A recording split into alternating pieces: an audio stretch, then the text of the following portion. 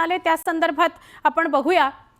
ज्या एकनाथ शिंदेंनी महाराष्ट्राचं सरकार पाडलं, ज्यांनी महाराष्ट्रासोबत गद्दारी केली, बेईमानी केली, त्यांच्या कार्यक्रमाला शरद पवारांनी जायला नको होतं असं संजय राऊत म्हणालेत आणि त्यांनी शरद पवारांवर टीका केली आहे। खासदार संजय राऊत यांनी पहिल्यांदाच राष्ट्रवादी काँग्रेसचे अध्यक्ष शरद पवारांवर उघडपणे जाहीर टीका केली। शरद पवारांनी दिल्लीत उपमुख्यमंत्री एकनाथ शिंदेंचा सत्कार केल्याच्या मुद्द्यावरून संजय राऊतांनी पवारांवर टीकास्त्र डागलं। महाराष्ट्राच्या शत्रूंना असा पुरस्कार देणं शोभलं नाही असा घणाघात राऊतांनी केला। तसंच ज्यांनी शिवसेना फोडली अशांना तुम्ही सन्मानित करता, यामुळे आम्हाला वेदना झालेल्या आहेत असा टोला त्यांनी लगावला। मात्र दिल्लीतील राजकारण वेगळं असेल, काही गोष्टी राजकारणात टाळाव्याच लागतात असा खोचक सल्लाही राऊतांनी पवारांना दिला। दुसरीकडे आता संजय राऊतांनी शरद पवारांवर केलेल्या टीकेवर खुद्द शरद पवार काय म्हणतात हे बघणं महत्त्वाचं आहे। राऊतांनी यापूर्वी कधीच शरद पवारांवर उघडपणे जाहीर टीका केली नव्हती, नाराजीही बोलून दाखवली नव्हती। त्यामुळे महाविकास आघाडीच्या राजकीय वर्तुळात नव्या चर्चा, नवा राजकीय अंक बघायला मिळू शकतो। ज्या एकनाथ शिंदे यांनी महाराष्ट्राचं सरकार पाडलं, बेईमानी केली, त्यांच्या कार्यक्रमाला शरद पवारांनी नाही जायला पाहिजे, ही आमची भावना आहे। महाराष्ट्रातल्या लोकांसमोर आम्ही कोणत्या तोंडानं जाणार? ज्याने महाराष्ट्राची वाट लावली, ज्यांना आम्ही महाराष्ट्राचे शत्रू समजतो, त्यांच्याबरोबर जे लोक खुलेआम बसलेले आहेत जाऊन, तर त्यांना अशा प्रकारचे सन्मान आपल्या हातून देणं हे महाराष्ट्राच्या अस्मितेला आणि स्वाभिमानाला धक्का लावणार आहे, ही आमची भावना आहे। कदाचित पवारसाहेबांची भावना वेगळी असेल, पण महाराष्ट्राच्या जनतेला काही पटलेलं नाही। ज्यांनी बाळासाहेब ठाकरेंची शिवसेना अमित शहाच्या सहकार्यानं तोडली आणि महाराष्ट्र कमजोर केला, अशांना आपण सन्मानित करता। त्याच्यामुळे मराठी माणसाच्या हृदयाला नक्कीच वेदना झाल्या असतील। आम्हाला तुमचं दिल्लीतलं राजकारण जे काय आहे हे आम्हाला माहीत नाही, आम्हाला राजकारण कळतं माननीय पवारसाहेब, पण आम्हाला सगळ्यांना या गोष्टीच्या महाराष्ट्राला नक्कीच वेदना झालेल्या आहे। नुकताच नवी दिल्लीमध्ये उपमुख्यमंत्री एकनाथ शिंदेंचा महादजी शिंदे राष्ट्रगौरव पुरस्कारानं सन्मान करण्यात आला। या कार्यक्रमात शरद पवारांनी एकनाथ शिंदेंवर स्तुती सुमनं उधळली। एकनाथ शिंदेंच्या कार्याची इतिहास दखल घेईल, तर एकनाथ शिंदेंमुळे ठाण्याच्या राजकारणाला वेगळी दिशा मिळाली आहे असं म्हणत पवारांनी शिंदेंचं कौतुक केलं। यावर उपाठाचे नेते संजय राऊतांनी हल्लाबोल केला। ठाण्याच्या विकासाबाबत पवारांना चुकीची माहिती मिळाली आहे असं संजय राऊत म्हणाले। राज्य आणि विशेषतः नागरिक परिसर त्याच्या प्रश्नाची सोडवणूक कशी येईल याच्यामध्ये लक्ष केंद्रित करण्याचं काम त्यांनी केलं, याची नोंद ही महाराष्ट्राच्या सार्वजनिक इतिहासामध्ये निश्चितपणाने राहील आणि त्यामुळे आज त्यांचा सन्मान होतोय याचा मला मनापासूनचा आनंद आहे। काल शरद पवार साहेबांनी शिंदेचा सत्कार केला नाही तर अमित शहांचा सत्कार केला असं मी मानतो। महाराष्ट्राचे तुकडे पाडणाऱ्या, महाराष्ट्राचा उद्योग पळवून देणाऱ्या अमित शहांचा सत्कार, ते प्रतीक म्हणजे एकनाथ शिंदे, त्यांचा सत्कार केला। आणि ही जी तुम्ही नावं घेताय, दलाल, भ्रष्टाचारी, देशद्रोही आरोप असलेले, देशद्रोहाचे हत्यारांचे तस्करी करणारे, ते तुमच्या पक्षामध्ये येत आहेत आणि त्यांच्या मुखियाचा सत्कार आमचे शरद पवार साहेब करतायत, हे दुर्दैव आहे। या ठाण्याच्या महानगरपालिकेमध्ये श्री सावराम शिंदेसाहेब होते, रांगणेकर होते, अहिल्याबाई होत्या का नाही मला आठवत नाही, अनेक लोक त्या ठिकाणी की जे ज्यांनी ठाण्याचं राजकारण योग्य दिशेने नेण्याच्यासाठी सातत्याने प्रयत्न केले आणि त्या प्रयत्नाचा मोठा वाटेकरी किंवा जबाबदारी ही एकनाथराव शिंदेंच्याकडे होती, ही या ठिकाणी सांगायला हरकत नाही. माननीय पवार साहेबांकडे चुकीची माहिती आहे. ठाण्याचं राजकारण योग्य दिशेने नेण्याचं काम गेल्या 30 वर्षामध्ये शिवसेनेनं केलेलं. एकनाथ शिंदे ठाण्याच्या राजकारणात फार उशिरा आले. राष्ट्रवादी काँग्रेस शरदचंद्र पवार पक्षाच्या प्रवक्त्या नेत्या विद्याताई चव्हाण आपल्या सोबत आहेत, त्यांच्याशी बोलूया. विद्याताई, शरद पवारांच्या हस्ते दिल्लीमध्ये शिंदेंचा सन्मान सोहळा होता. शरद पवारांनी या कार्यक्रमाला जाणं आणि शिंदेंचा सन्मान करणं हे उबाठाला आवडलेलं नाही, संजय राऊतांनी आगपाखड केली आहे. काय सांगाल? मी आता तुमच्या चॅनलवरती बारकाईने जे ऐकलं त्यात शरद पवारांनी एक फार अतिशय सूचक विधान केलेलं आहे की शिंद्यांच्या कार्याची इतिहास दखल घेईल, याच्यातनं सगळं सूचित होतंय.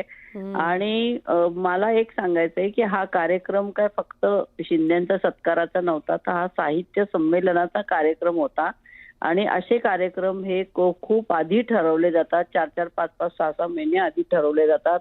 मोठ्या नेत्यांच्या आधी तारखा घेतल्या जातात आणि नंतर त्या कार्यक्रमाला उपस्थित राहणं हे क्रमप्राप्त असतं. तिथे ऐनवेळी सांगता येत नाही की आम्ही येणार नाही म्हणून, समजलं ना.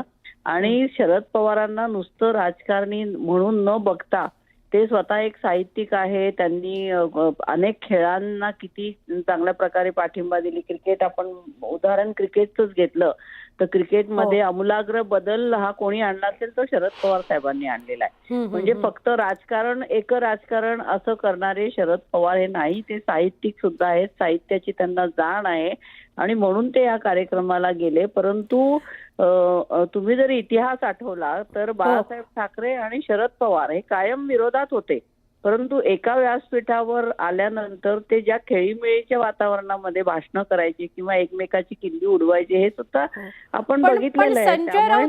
संजय राऊतांनी हे वक्तव्य करणं, त्यांनी असं म्हटलंय की हे संमेलन पण नव्हतं, ही राजकीय दलाली होती, हे कितपत योग्य वाटतं विद्याताई? आता संजय राऊतांचा राग तो स्वाभाविक आहे, त्याच्याविषयी मी काय बोलणार नाही. परंतु मला असं वाटतं की पवार साहेबांनी आपल्या एका वाक्यातच सांगितलेलं आहे की शिंदेच्या कार्याची इतिहास दखल घेईल.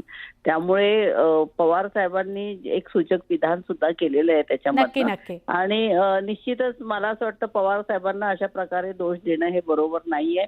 पवार साहेब एक साहित्यिक सुद्धा आहेत, त्यांना अनेक क्षेत्रामध्ये बोलवलं जातं, मानलं जातं आणि त्या भूमिकेतून म्हणजे फक्त राजकीय चौकटीतून शरद पवारांकडे बघितलं जाऊ नये. धन्यवाद विद्याताई, आपण सविस्तरपणे बोललात न्यूज 18 लोकमतशी, त्याबद्दल. खासदार नरेशजी म्हस्के आपल्या सोबत आहेत, त्यांच्याशी बोलूया. नरेशजी, इकडे शिंदेंचं कौतुक केलं शरद पवारांनी, असं वाक्य उच्चारलं की इतिहास दखल घेईल त्यांच्या कामाची, तिकडे उबाठाचा मात्र जळफळाट झालाय.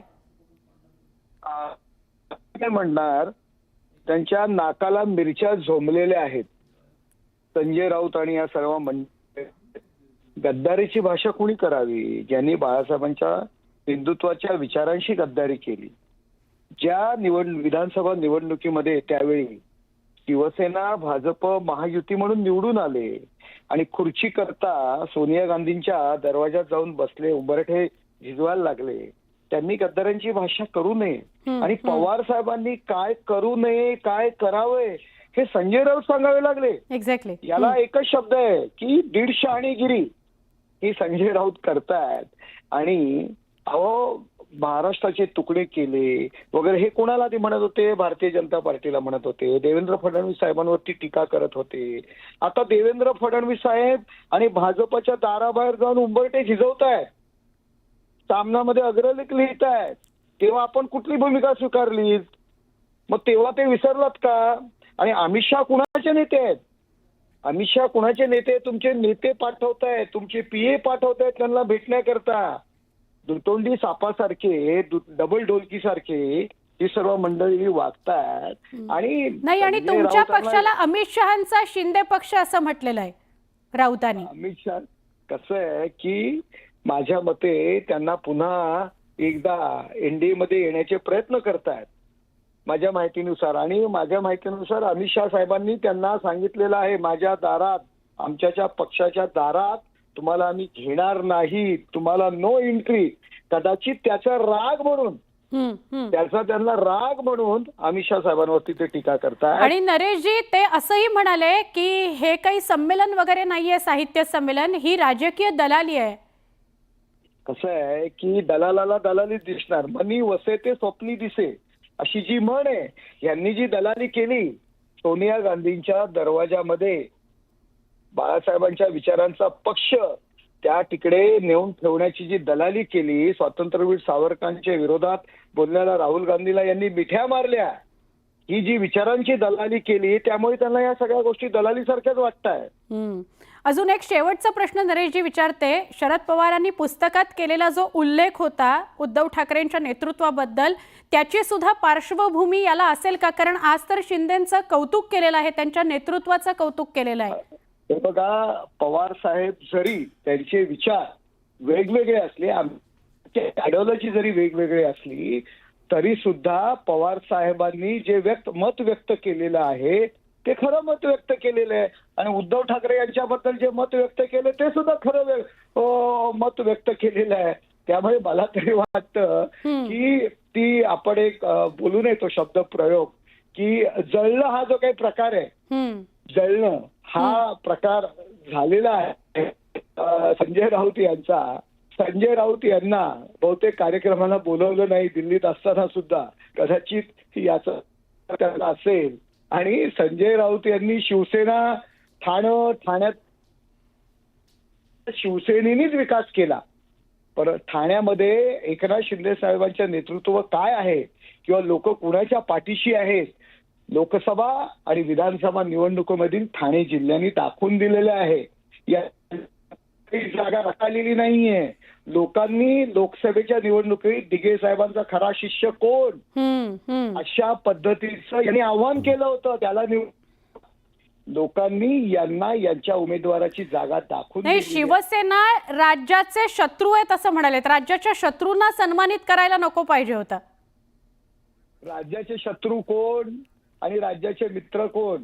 लाखो राज्यातील महिला साहेबांना माझा लाडका भाऊ म्हणून म्हणतायत, करोडो नक्की. लोकांचा प्रतिसाद आपण पहा, लोकांचा काल दिल्ली मधला प्रतिसाद पहा एकनाथ शिंदे साहेबांसाठी. संपूर्ण दिल्ली त्या ठिकाणी उपस्थित होती. त्याच्यामुळे संजय राऊतांना काय वाटतं याला महत्व नाहीये. अहो, शिवसेना यांना म्हणण्याचा अधिकार काय? हे कधी आली शिवसेनेत? जी शिवसेना उभी राहिली ते नक्की कष्टावर उभी राहिली तेव्हा खरंय. संजय राऊत शिवसेनेत नव्हते. नाही. नरेशजी तुर्तास धन्यवाद, तुम्ही सविस्तर प्रतिक्रिया दिली, तेवढा वेळ थांबलात आणि संवाद साधलात. धन्यवाद. अमोल मिटकरींची प्रतिक्रिया येते, ती सुद्धा बघूयात. मैं संजय राउत साहब से पूछना चाहता हूं, शिवसेना पार्टी को किसने फोड़ा? जो शिवसेना पार्टी से राज ठाकरे निकल के खुद की पार्टी निकाल ली उन्होंने, महाराष्ट्र नवनिर्माण सेना, उनको मजबूर किसने किया? या फिर एकनाथ शिंदे साहब जो अपने विधायकों को लेके गुवाहाटी और सूरत चले गए थे, उनको इस तरह जाने से किसने मजबूर किया? तो खुद की तरफ देखिए, 4 उंगलियां आपकी तरफ है और बात घर जोड़ने की आप ना कीजिए, क्योंकि घर फोड़ने वालों में से आप है. आपको कभी महाराष्ट्र माफ नहीं करेगा. ठीक है, थैंक यू सर. तुम्हाला कधी महाराष्ट्र माफ करणार नाही, अशी प्रतिक्रिया राष्ट्रवादी काँग्रेसचे नेते प्रवक्ते अमोल मिटकरी यांनी केली आहे. अमोल मिटकरींनी संजय राऊतांवर ही टीका केली आहे की 4 बोटं तुम्ही इतरांकडे कराल तर एक बोट तुम्ही इतरांकडे कराल तर 4 बोटं तुमच्याकडे असतील. शरद पवारांनी टाकलेली गुगली ही कुणालाही समजत नाही. बाजूला बसलेल्यांना आणि बाजूला बसवणाऱ्यांनाही ती समजत नाही. पण पवार साहेब मला कधीही गुगली टाकणार नाहीत, असं वक्तव्य केलं राज्याचे उपमुख्यमंत्री एकनाथ शिंदे यांनी. राजकारणात नातं कसं जपायचं हे पवार साहेबांकडून शिकावं, असं म्हणत शरद पवारांचं एकनाथ शिंदेंनी कौतुक केलं.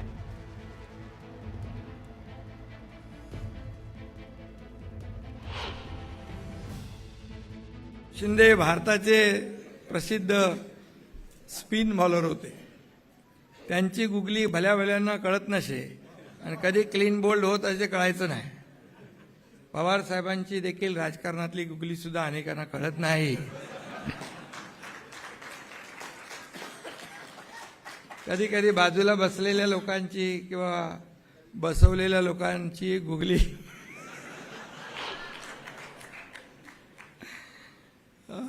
पण माझ्याबद्दल थोडं मी वेगळं सांगतो. माझे आणि पवार साहेबांचे अगदी प्रेमाचे आणि जिव्हाळ्याचे संबंध आहेत. त्यांनी आजवर मला कधी गुगली टाकली नाही. आता पवार साहेब आहेत ते,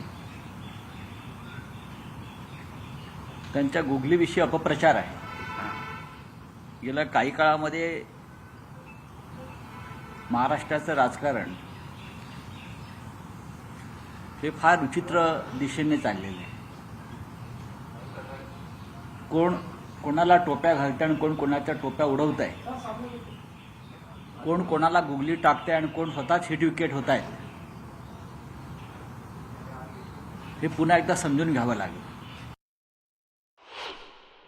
दुसरी बाब अशी होते की मी जसं म्हणालो, स्वर्गीय यशवंतराव चव्हाण साहेबांनी ज्या सुसंस्कृत राजकारणाची परंपरा महाराष्ट्राला घालून दिली, म्हणजे निवडणुकीमध्ये आदरणीय पक्षप्रमुख उद्धवसाहेब ठाकरे आणि आत्ताचे माननीय मुख्यमंत्री देवेंद्रजी फडणवीस यांच्यामधला वाद हा आपण बघितला होता. परंतु त्यानंतर ते मुख्यमंत्री झाल्यानंतर माननीय पक्षप्रमुख उद्धवसाहेब ठाकरे हे त्यांचं अभिनंदन करण्यासाठी गेले ना.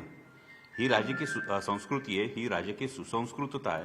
आणि याच राजकीय सुसंस्कृततेनुसार मला वाटतं की कला, क्रीडा, साहित्य या गोष्टींमध्ये राजकारण आणू नये, त्याकडे राजकारणाच्या दृष्टीने बघण्याची आवश्यकता नाही. पण ज्या पद्धतीने दिल्लीतलं हे साहित्य संमेलन जे आहे हे राजकीय दलालांचं केंद्र बनलेलं आहे, दलालांचा अड्डा बनलेला अड्डा. मला वाटतं हे त्यांचं वैयक्तिक मत का बनलं याची मला कल्पना नाही. परंतु दुसरी महत्वाची गोष्ट आहे की मी त्यातला एक कार्यक्रम, जेव्हा मी त्या कार्यक्रमाला उपस्थित होतो तेव्हा महाराष्ट्राच्या बाहेर राहणाऱ्या मराठी भाषिकांच्या वतीनं एक प्रतिक्रिया आली, ती फार बोलकी मला अशी वाटते की मराठी भाषेचे एका अर्थानं बाहेरच्या राज्यात राहणारे मराठी भाषिक हे एका अर्थानं ब्रँड अँबॅसेडर आहेत. मला हे जास्त महत्वाचं वाटतं. दिल्लीमध्ये साहित्य संमेलन होतं, याचा दिल्लीतल्या मराठी भाषिकांमध्ये असणारा आनंद, त्यांचा उत्साह हा जाणवण्यासारखा आहे. त्यामुळे मला वाटतं की त्यावर अकारण गालबोट लावण्यापेक्षा कुठे दुरुस्ती करायची असेल तर ती दुरुस्ती करण्याची सूचना त्यांच्यासारख्या ज्येष्ठ नेत्यांनी देणं हे जास्त गरजेचं आहे. नाही. पण जो पुरस्कार पैशाने मिळालेला आहे, महाजी शिंदे नावांचा तुम्ही इतिहास जाणता, निकषानुसार हा पुरस्कार एकनाथ शिंदे यांना मिळतो का, त्याच्यात बसतात का? तुम्ही वैयक्तिक एक इतिहासकार म्हणून तुमची प्रतिक्रिया. पुरस्काराचे निकष नेमके काय आहेत याची मला कल्पना नाहीये. हा पुरस्कार का दिला, मला जी माहिती आहे त्यानुसार दिल्लीमध्ये हे साहित्य संमेलन व्हावं यासाठी माननीय उपमुख्यमंत्री एकनाथजी शिंदे हे जेव्हा मुख्यमंत्री होते तर त्यांचंही योगदान लाभलेलं आहे. त्यामुळे जर हे योगदान लाभलं असेल आणि त्या दृष्टीनं त्यांचा एक सन्मान करावा असं आयोजकांना वाटलं असेल, त्यात मला गैर काय असं वाटत नाही. राऊतांच्या विधानाने काही महाविकास तुम्ही पाहिलंय, इतिहास पाहिला, त्यांनी दिल्लीमध्ये मराठी माणसाचा पाया भक्कम केला. एकनाथ शिंदे यांनी किती पाया भक्कम केला या वर्षामध्ये? मग हे पुरस्काराचे निकष नेमके काय आहेत त्याची जर आपण मला माहिती दिलीत तर ते जास्त योग्य ठरेल. कारण कसं होतं की पुरस्कार नेमका का दिला जातोय, त्या प्रत्येक पुरस्काराचे काही निकष असतात. या पुरस्काराचे निकष काय आहेत याची मला कल्पना आहे. त्यामुळे या पुरस्काराच्या पात्र अपात्रतेबद्दल बोलणं उचित नाही असं मला वाटतं. नाही. ज्या पद्धतीनं संजय राऊतांनी म्हटलंय की राष्ट्रवादी काँग्रेस शरदचंद्र पवार पक्षाचे खासदार अमोल कोल्हे प्रतिक्रिया देत होते. पुढची बातमी, नवी दिल्लीमध्ये काल राष्ट्रवादी काँग्रेसचे अध्यक्ष शरद पवार यांच्या हस्ते उपमुख्यमंत्री एकनाथ शिंदे यांचा सत्कार सोहळा झाला. ठाकरे गटाचे पक्षप्रमुख उद्धव ठाकरे प्रचंड नाराज असल्याची माहिती मिळते. कालच्या नवी दिल्ली इथल्या सत्कार सोहळ्याला शरद पवार यांनी जाणं टाळायला हवं होतं.